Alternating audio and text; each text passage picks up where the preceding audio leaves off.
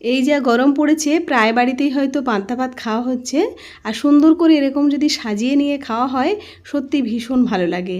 আজকের আমি এখানে পান্তা ভাত নিয়ে নিচ্ছি মাটির পাত্রে, আর তারপরে পিঙ্ক সল্ট যেটা আমরা খাই সৈন্দব লবণ সেটা নিয়ে নিলাম, আর তারপরে কাঁচা লঙ্কা আর পেঁয়াজ কুচি নিয়ে নিলাম।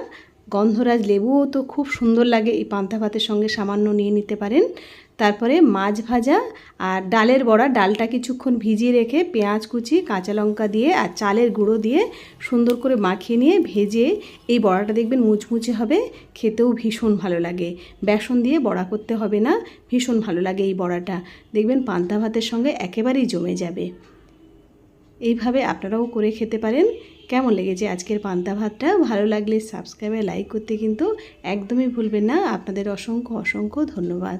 এই গরমের সময় আপনারাও সুস্থ থাকুন, ভালো থাকুন, সাবধানে থাকুন। ধন্যবাদ।